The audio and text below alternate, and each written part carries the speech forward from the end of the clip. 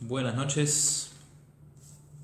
Arrancamos con otra de nuestras catequesis sobre el credo, repasando el catecismo de la Iglesia Católica. Buenas noches a todos. Mientras se van sumando, recordemos un poco a dónde estamos en este recorrido que vamos haciendo, ¿no? Siempre con el catecismo, síntesis fiel y segura de la enseñanza de la Iglesia y la palabra de Dios, porque todo lo que la Iglesia cree, lo cree a partir de la palabra de Dios. Vamos repasando estas cuestiones fundamentales de nuestra fe, vamos repasando el credo. Buenas noches, María Elena, buenas noches de vuelta a todos los que están por ahí. Estamos en esta parte del credo en la cual vamos recordando el misterio de Jesucristo y los misterios de la vida de Jesús. Ya lo fuimos viendo como Jesucristo es un misterio, Él, ¿no? El Hijo de Dios hecho hombre, el Verbo encarnado. Pero al mismo tiempo como todo lo que Jesús hizo y dijo a lo largo de su vida también son misterios que superan nuestra comprensión racional y que nos van revelando al Padre, a Dios, porque el único que ha visto a Dios es justamente nuestro Señor Jesucristo. Buenas noches, Gabriela. Hola, Susana. ¿Qué tal? Y bueno, y en este repaso de los misterios de la vida de Jesús, ¿sí? Hemos hablado un poco, ¿no?, de la Anunciación, de cómo Jesús fue concebido en el seno de María. Hemos recordado algo muy al vuelo de la infancia y la vida oculta de Jesús, de su vida pública. Y la semana pasada llegamos a este momento culminante de la vida y de la misión de Jesucristo, que es su Pascua. Una Pascua que abarca la pasión, muerte y resurrección de nuestro Señor. ¿Sí? Hola, Teresa. Isabel. El último tema que vimos fue la muerte de Jesucristo. ¿Sí? Y como decíamos la vez pasada, no buscamos tanto en estas charlas, llamémoslas catequesis, hacer un relato o recordar o repasar el relato, porque eso cada uno de ustedes lo puede hacer agarrando los evangelios, sino iluminados por la palabra de Dios, por la enseñanza de la Iglesia. Pedimos luz para, dentro de nuestros límites, porque siempre hablamos de misterios, de penetrar en el sentido de estas cosas que vamos considerando.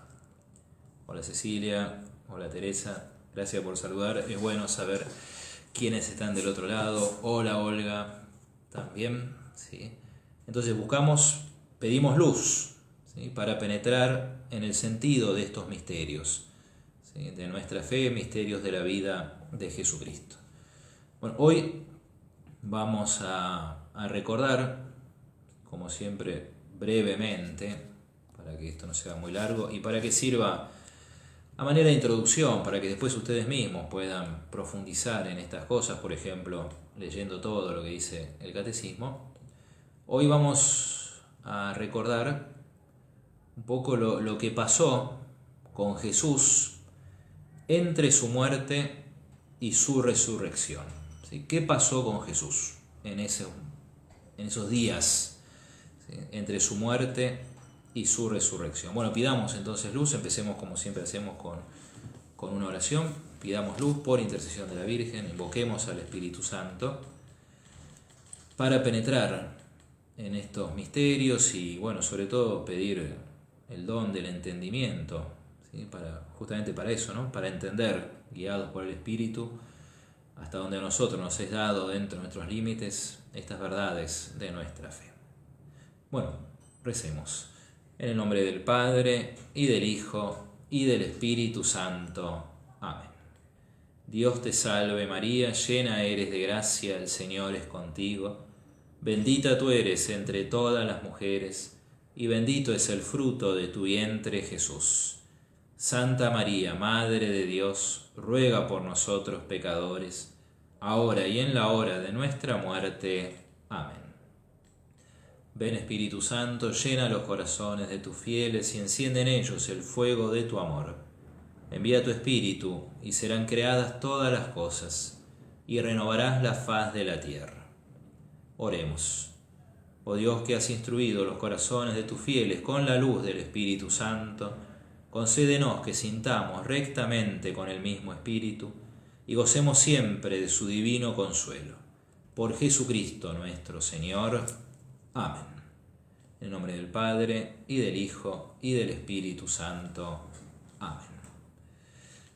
Entonces, ¿qué pasó con Jesús entre su muerte y su resurrección? Mañana, Dios mediante, repasaremos lo que nos dice el Catecismo acerca de la resurrección de Jesús, ¿no? Pero hoy nos preguntamos, ¿qué pasó? O sí, vale la pregunta. ¿Qué hizo el Hijo de Dios entre el Viernes Santo, en el cual murió en la cruz, poco después del mediodía, y, como dicen los evangelios, ese primer día de la semana, el primer día después del sábado, en cuya noche, madrugada, en lo oculto de la noche, resucitó el Señor? Bueno, ¿qué pasó en ese interín? El credo lo resume y figura en el credo la respuesta a esta pregunta. El credo lo resume diciendo dos cosas. Fue sepultado y descendió a los infiernos. Así lo decimos cuando rezamos el credo. Fue sepultado y descendió a los infiernos. Esto es verdad. Son verdades de nuestra fe y bueno, nos preguntamos entonces estos dos misterios, ¿sí? La sepultura de Jesucristo y su descenso a los infiernos, como dice el credo, ¿qué significan para nuestra fe? Para empezar, vamos a leer en el Evangelio de Mateo cómo se nos cuenta, o cómo cuenta San Mateo, la sepultura de Jesús. Estamos en el capítulo 27 de San Mateo. Hola Danute también, estábamos esperando que se sume. Estamos en el capítulo 27 de San Mateo, versículo 57. Después de que murió Jesús, el evangelista dice lo siguiente. Al atardecer, estamos en el viernes, llegó un hombre rico de Arimatea, llamado José, que también se había hecho discípulo de Jesús, y fue a ver a Pilato para pedirle el cuerpo de Jesús. Pilato ordenó que se lo entregaran. Entonces José tomó el cuerpo, lo envolvió en una sábana limpia y lo depositó en un sepulcro nuevo que se había hecho cavar en la roca. Después hizo rodar una gran piedra a la entrada del sepulcro y se fue. María Magdalena y la otra María estaban sentadas frente al sepulcro. Fue sepultado. ¿Sí? Los evangelistas coinciden en esto y todos lo cuentan, también Marcos, Lucas y Juan. ¿Sí? Que este hombre piadoso, José de Arimatea, se hizo cargo del cuerpo muerto de Jesucristo, que lo envolvió en una sábana limpia, que lo depositó en una sepultura, que era su sepultura, su sepulcro. ¿Sí? Nosotros sabemos que según la costumbre judía de sepultar, lo sepultó en una especie de cueva cavada en la roca. Y así fue el sepulcro de Jesús, que dicho sea de paso fue un sepulcro ajeno, prestado, que no era propio. ¿Sí? Un sepulcro cuya entrada fue cubierta por una gran roca que se hizo rodar. Y sigue en el versículo 62, Mateo diciendo: a la mañana siguiente, es decir, el día después del viernes, el sábado, después del día de la preparación, los sumos sacerdotes y los fariseos se reunieron y se presentaron ante Pilato, diciéndole: Señor, nosotros nos hemos acordado de que ese impostor, cuando aún vivía, dijo: a los 3 días resucitaré. Ordena que el sepulcro sea custodiado hasta el 3er día, no sea que sus discípulos roben el cuerpo y luego digan al pueblo: ha resucitado. Este último engaño sería peor que el primero. Pilato les respondió: ahí tienen la guardia, vayan y aseguren la vigilancia como lo crean conveniente. Ellos fueron y aseguraron la vigilancia del sepulcro, sellando la piedra y dejando allí la guardia. El cuerpo de Jesús reposa en el sepulcro.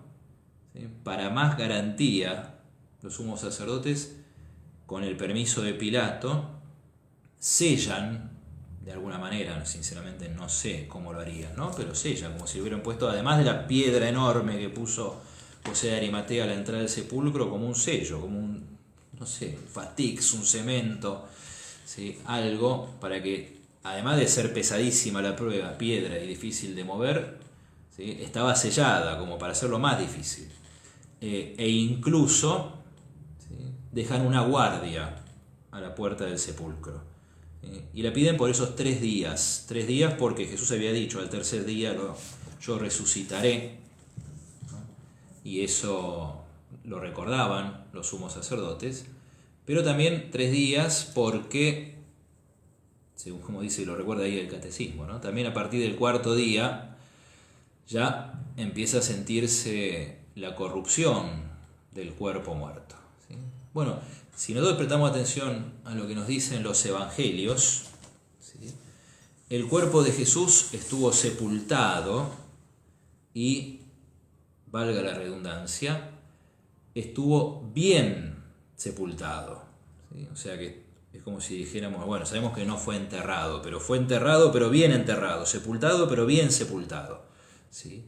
¿Y por qué es muy importante esto para nuestra fe? El misterio de la sepultura de Jesús, ¿no? Es el misterio del Sábado Santo, cuando nosotros celebramos la Semana Santa. En primer lugar, y acá yo recuerdo algo que dice el catecismo, ¿sí? Es importante que el cuerpo de Jesús haya estado bien sepultado, ¿sí?, porque eso significa que Jesús estuvo bien muerto. O sea que la muerte de Jesús fue una muerte verdadera, ¿sí?, una muerte real, no aparente. Jesús no se hizo el muerto, ¿sí? Jesús no se murió de mentirita, como dice ahí el catecismo. Y esto que estamos viendo hoy está entre los párrafos 624 y 637 del catecismo. Como dice el catecismo, Jesús quiso conocer el estado de muerte. ¿Sí? Quiso pasar por el estado de muerte. ¿Y qué es la muerte? Recordémoslo una vez más, ¿no? Es la separación del alma y del cuerpo, porque nosotros somos alma y cuerpo y es el alma la que le da vida al cuerpo. Entonces, cuando cuerpo y alma se separan, eso es lo que nosotros llamamos la muerte. ¿Sí? Por lo tanto, que Jesús haya estado bien muerto, bien sepultado, perdón, significa que estuvo bien muerto, ¿sí? Pero, sí, es verdad, estuvo bien muerto, ¿sí? Pero si se permite, y esto es parte de nuestra fe, parte de este misterio, no exactamente de la misma manera que morimos cualquiera de nosotros. Y ahora me voy a explicar, ¿sí? Y acá entonces Jesús estuvo bien sepultado, bien muerto, ¿sí? De eso no dejan duda los evangelios, ¿sí? Porque 3 días estuvo metido adentro de la tierra el cuerpo de Jesucristo, ¿sí? O sea, si hubiera alguna duda de que estaba bien muerto después de haber sido crucificado y traspasado por la lanza, bueno, el sepulcro, la sepultura de Jesús corrobora eso todavía, ¿sí? Bueno, pero ¿por qué digo que si bien la muerte de Cristo fue una muerte real, porque se separó el alma del cuerpo de nuestro Señor, ¿sí?, ¿por qué digo que fue distinta a la muerte de cualquiera de nosotros? ¿Sí? Y bueno, para ver la diferencia, hagámonos otras 2 preguntas. ¿Qué pasó con el cuerpo de Cristo mientras estuvo sepultado? ¿Y qué pasó con el alma de Cristo mientras estuvo sepultado? Acá vamos a recordar las palabras del Salmo, ¿sí?, que es el Salmo 16, ¿sí?, o 15 según las Biblias, perdón, que en el versículo 9 dice así: mi corazón se alegra, se regocija en mis entrañas, todo mi ser descansa seguro, porque no me entregarás a la muerte, ni dejarás que tu amigo vea el sepulcro. Todo mi ser descansa seguro, porque no me entregarás a la muerte, ni dejarás que tu amigo vea el sepulcro. Bueno, esta traducción, que es la del libro del pueblo de Dios, que yo estoy leyendo, es un poco distinta, pero algunas traducciones más clásicas, si se quiere, traducen estas palabras: no dejarás que tu amigo vea el sepulcro, de la siguiente manera: no dejarás que tu santo vea la corrupción, porque ahí pasa algo. Bueno, esta es la diferencia entre la muerte de Cristo y el cuerpo de Cristo muerto y el cuerpo de cualquiera de nosotros cuando nos toque dejar este mundo, ¿sí? El cuerpo muerto de Cristo, y esto es lo que quiero decir, vamos a los bifes, vamos a dejar de dar tanta vuelta, ¿sí? No fue un simple cadáver como el nuestro.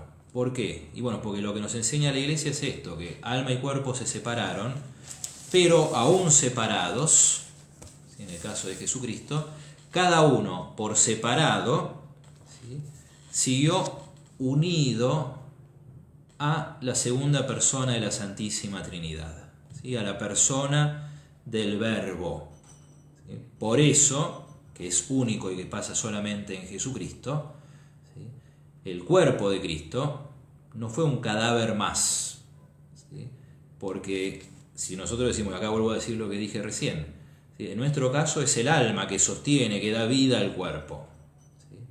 Bueno, en el caso de Jesucristo, Jesucristo murió porque su alma se separó del cuerpo, pero ¿cómo se cumplen?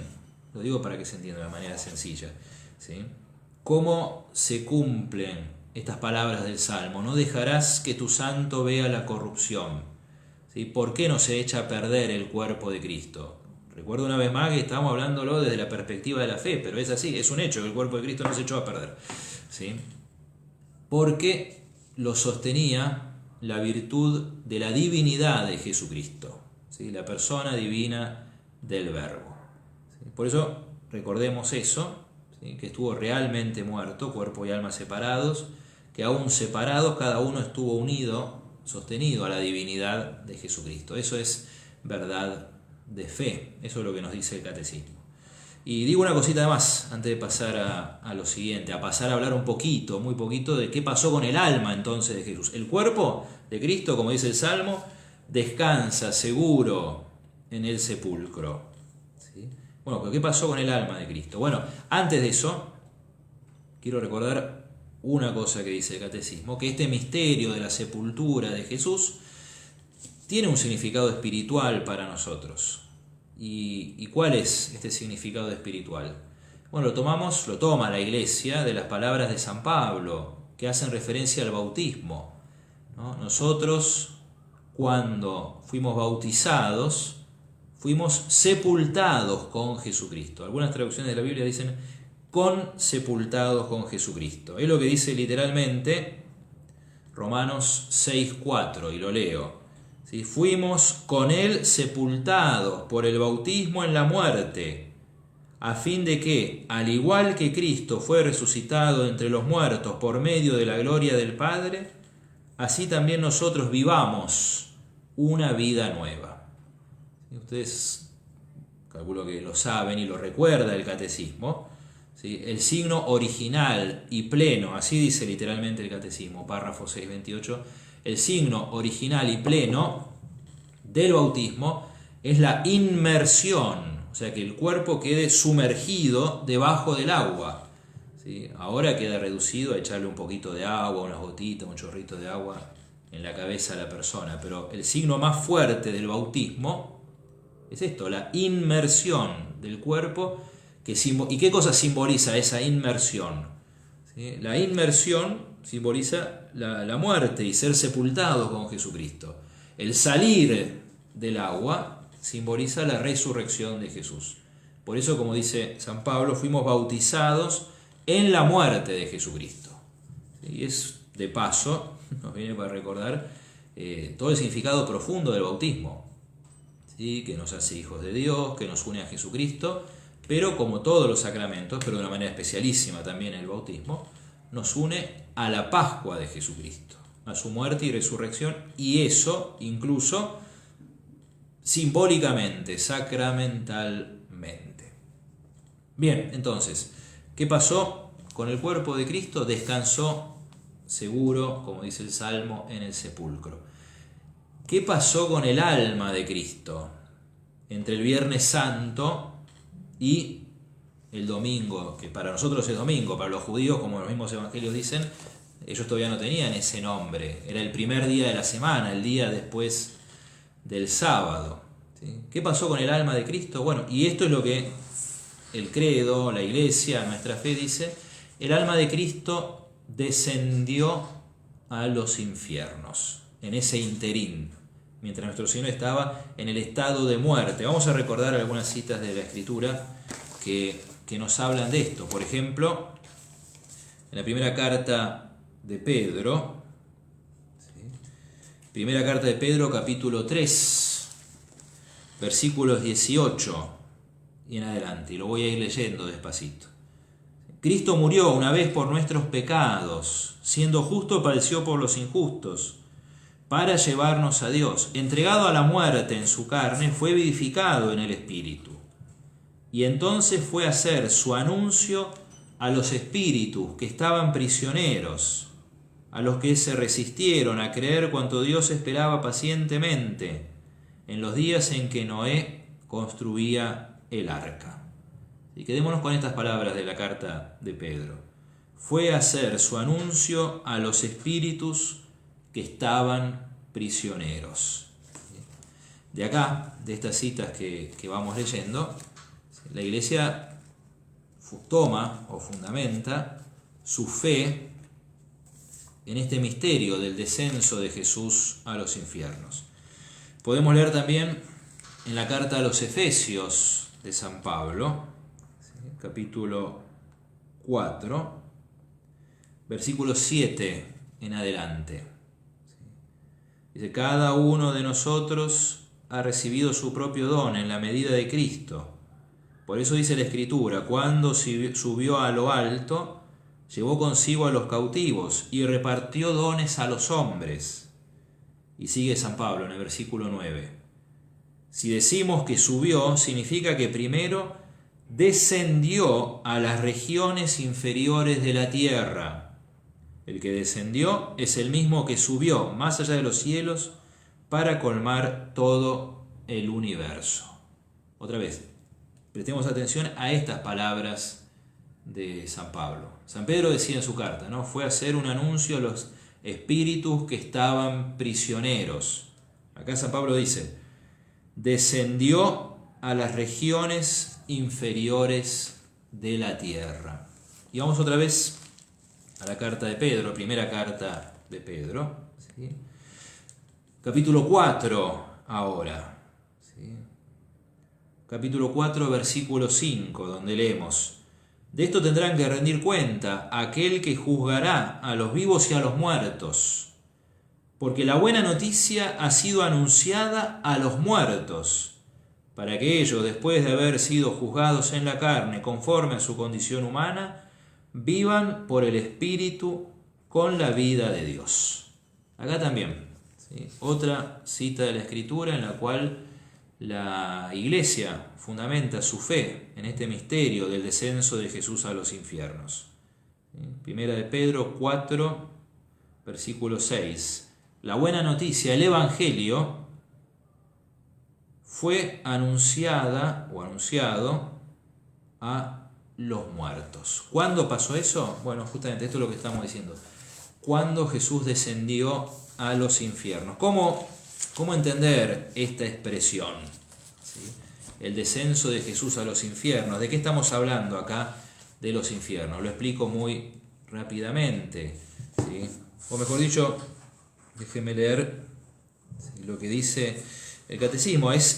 Acá hablamos de infiernos en el sentido de la morada de los muertos, ¿sí? De todos aquellos que habían muerto antes de la venida de Jesucristo, buenos y malos, y que todavía, porque todavía Jesús no había venido, estaban privados de la visión de Dios. Por eso acá se habla de los infiernos en un sentido metafórico, amplio, ¿sí? También la Escritura lo llama Sheol, Hades, recuerda el catecismo, o bien el seno de Abraham, como en la parábola de Lázaro y el rico, ¿sí? O sea, es el estado en el cual estaban los muertos que vivieron y murieron antes de Jesucristo, que todavía, incluso los buenos, los justos, los santos del Antiguo Testamento, todavía no podían ver a Dios, porque todavía no había venido a Jesucristo, y la salvación es por Jesucristo, de todos los hombres, los que vivieron antes,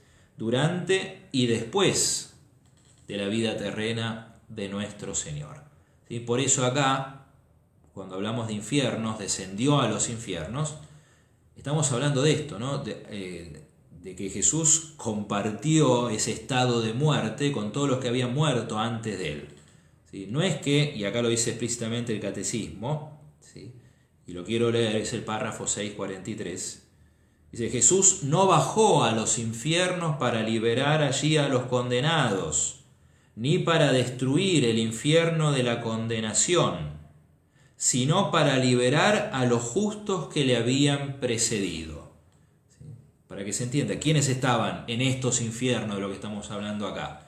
¿Sí? No es el infierno de los condenados, el infierno de los demonios. ¿Sí? Es el infierno, o como decíamos, ¿no? El seno de Abraham. ¿Quiénes estaban ahí? Abraham, los profetas, Moisés, Elías. Según la tradición de la iglesia, el mismo Adán y la misma Eva estaban ahí. David, ¿sí? Y muchos otros santos del Antiguo Testamento, porque esto también para pensarlo, ¿no? Hay santos del Antiguo Testamento.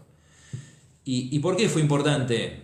¿Por qué es importante para nuestra fe este descenso de Jesús a los infiernos? Y con esto ya termino y dejamos un ratito para las preguntas o comentarios que ustedes quieran hacer.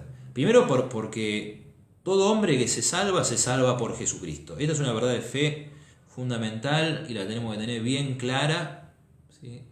Y la tenemos que reafirmar todas las veces que haga falta, ¿sí? Nadie se salva si no es por Jesucristo, y nadie se salva si no es por la participación en la Pascua de Jesucristo.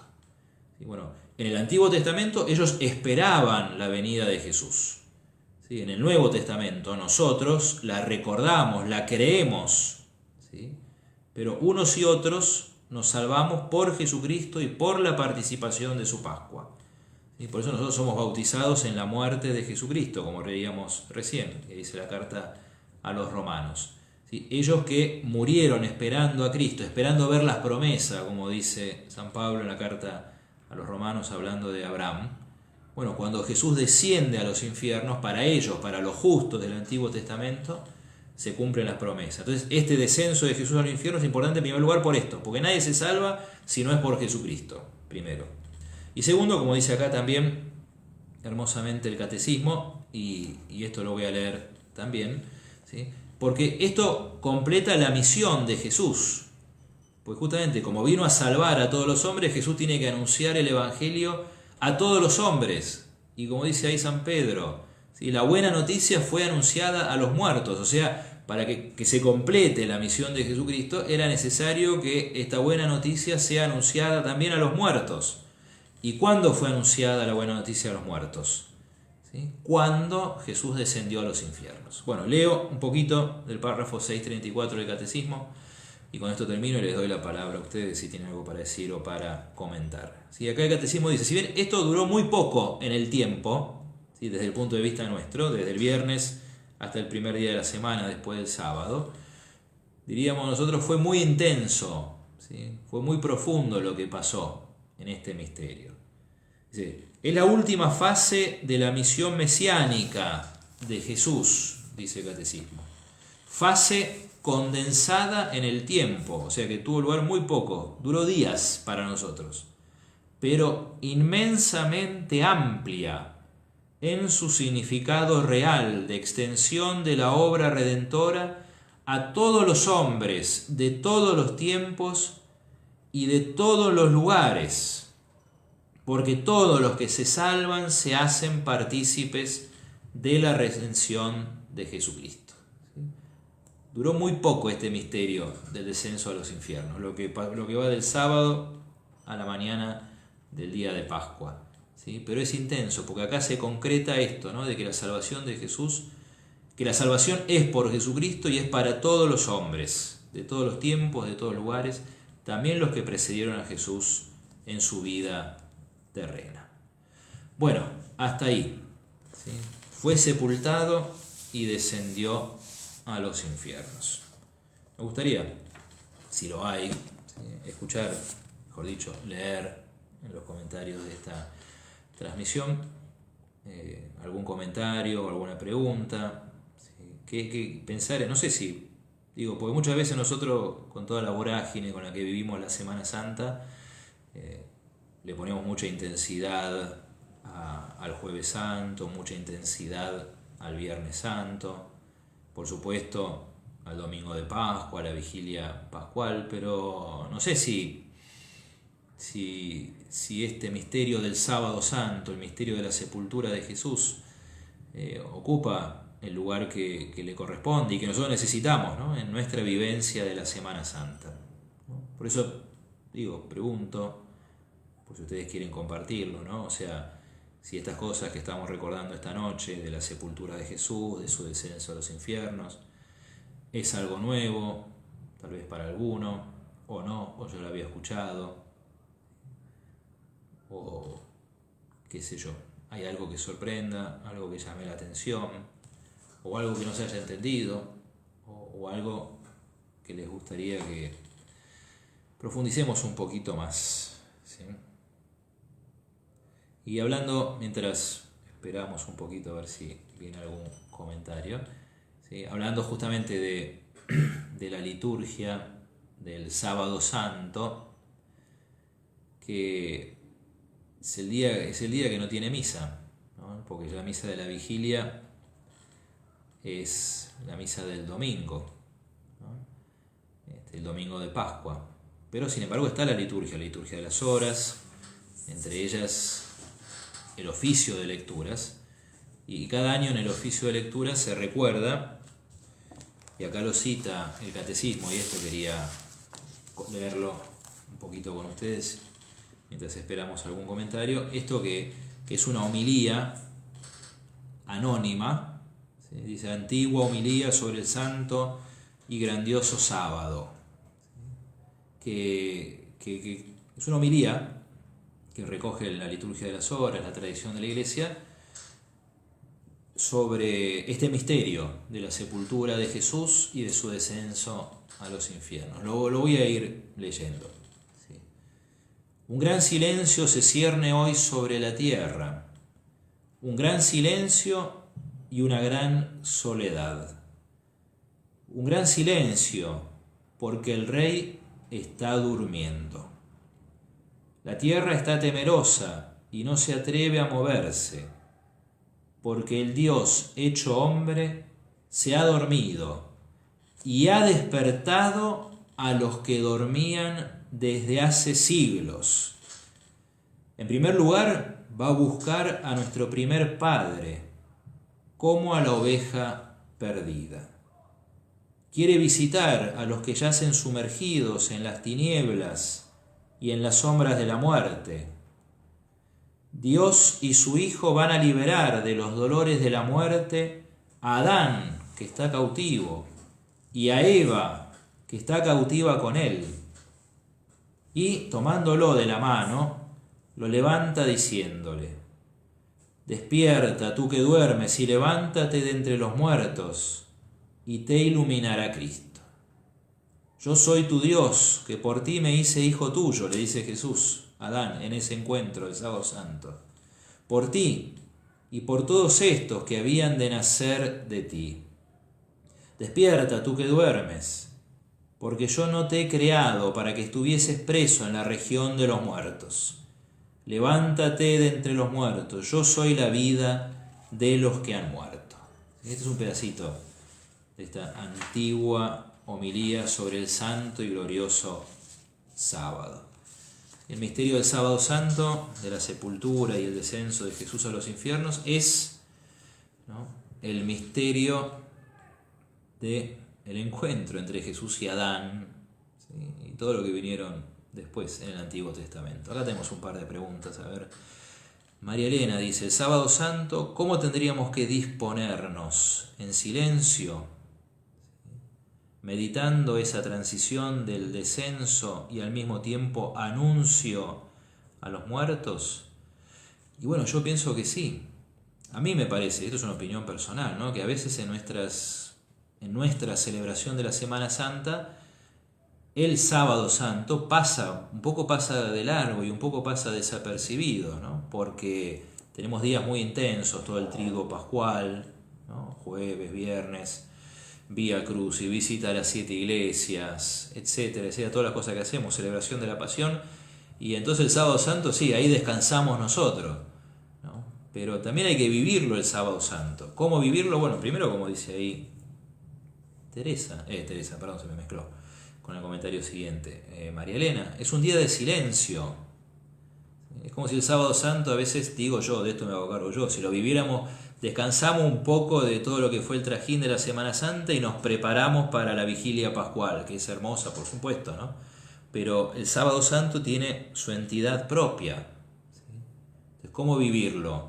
Bueno, es un día de silencio. ¿Cómo lo habrá vivido la Virgen?, ¿no? ¿Cómo lo habrán vivido las mujeres? ¿Sí? ¿Cómo lo habrán vivido los apóstoles? Me parece que tal vez eso nos puede ayudar, pero ciertamente sí, haciendo silencio, aprovechando lo que nos brinda la liturgia de las horas, meditando, ¿sí?, estos misterios que vamos recordando. Pero bueno, redondeo esta idea, ¿no? También el sábado santo hay que vivirlo dentro de la Semana Santa. A ver, tenemos otros comentarios. Teresa dice: desde ese momento empezó a existir el infierno mismo. Es como que hubo una separación entre los que esperaban la salvación y los que no. Qué pregunta también, muy inteligente y muy interesante, ¿sí? Bueno, por ahí lo dice también el catecismo, yo no lo leí, a ver si lo encuentro ahora rápido, ¿sí? Yo sé que está por ahí, ¿sí? A ver, leo esto que dice el catecismo en el párrafo 633, a ver si ayuda un poquito a lo que dice Teresa.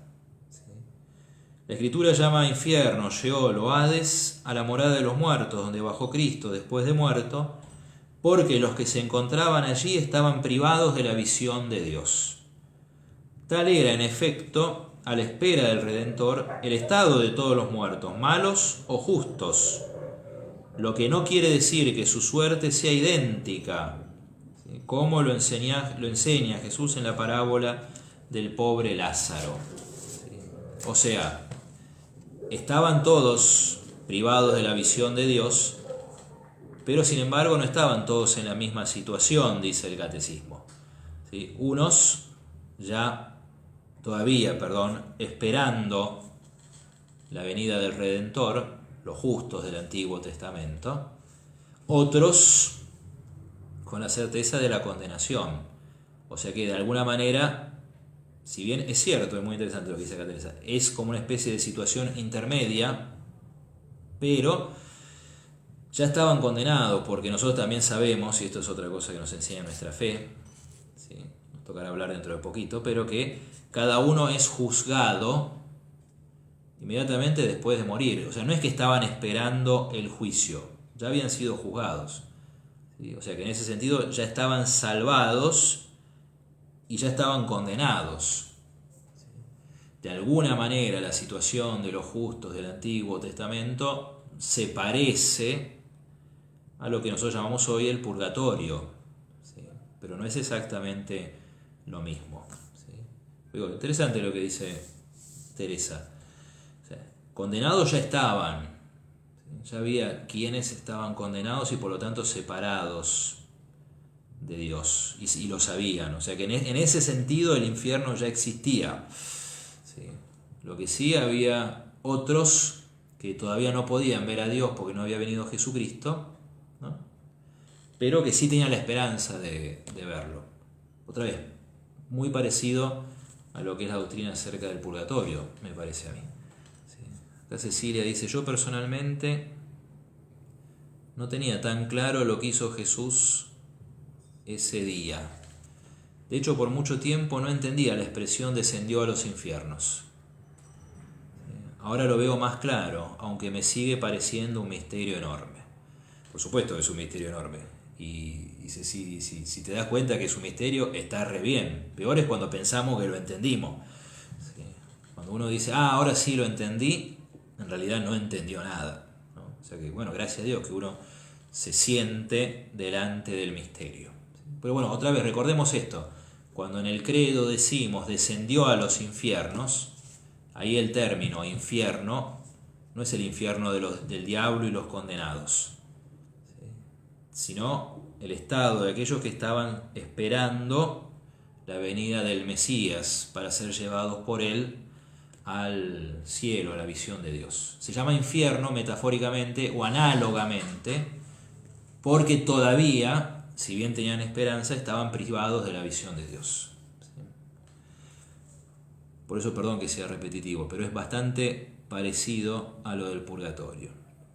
Susana dice, muy interesante este momento intenso de la sepultura y descenso. Aunque el sábado santo en el triduo se recuerda más la soledad de María, me parece. Me llamó la atención los santos del Antiguo Testamento. ¿Están canonizados, por ejemplo? Bueno, es cierto que nosotros recordamos de manera especial la soledad de María. Es una pía tradición, una tradición piadosa. Sin embargo,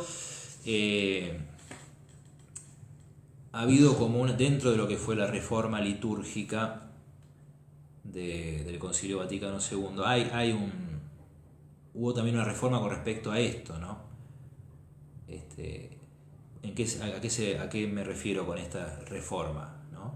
Que antes existía esta memoria de los dolores de la Virgen como separada de la celebración de la pasión de Jesús. Y en muchos lugares, si ustedes lo buscan, van a ver que en muchos lugares de España, por ejemplo, esa tradición todavía se conserva, ¿sí? Pero la reforma del concilio que hizo fue incluir esa memoria de los dolores de la Virgen, no dejarla, sino incluirla en la celebración de la pasión de Jesús, ¿sí? Por eso, si bien es optativo, pero en la liturgia del Viernes Santo, de la celebración de la pasión, ¿no? Se incluye después de la adoración de la cruz la memoria de los dolores de la Virgen. ¿Y cuál es el sentido? A ver, siempre recordando y acompañando a la Virgen, pero al mismo tiempo recordando que la centralidad en estos misterios es de Jesucristo. Por eso está bien y es santo y piadoso acompañar a la Virgen en su dolor y en su soledad y meditar esa soledad de la Virgen, pero lo decimos con todo respeto y con toda devoción que uno puede a la Virgen. Sin embargo, lo más importante es lo que hizo padeciendo nuestro Señor Jesucristo. Y bueno, es todo un tema de los santos del Antiguo Testamento, ¿sí? Ciertamente no están canonizados como los santos del Nuevo Testamento y no tienen la realidad, no tienen una fecha en el calendario, no hay un día de San Elías o de San Abraham, aunque lo dejo para que lo investiguen si quieren. Me parece que, hablando de reformas litúrgicas, me parece que antes algo de eso había, ¿sí? Si se reformó o no y por qué, sería interesante averiguarlo, ¿sí? No tenemos el día de San Isaías, pero sin embargo en algunas tradiciones más locales o en algunos ritos más locales, ¿sí? Me parece que sí, se los venera como santos. Bueno, no sé si tenemos algún comentario más. Pero me parece que ya por hoy es suficiente. Bueno, vamos a dejar acá. Mañana en una charla vamos a hablar de la resurrección de Jesús. También porque ya, voy a ver si recupero el video, allá lejos y hace tiempo, en los comienzos de la cuarentena, justamente cuando celebrábamos la Pascua de este año, tuvimos algunas charlas sobre la resurrección nuestra y la resurrección de Jesús. Bueno, vamos a terminar acá.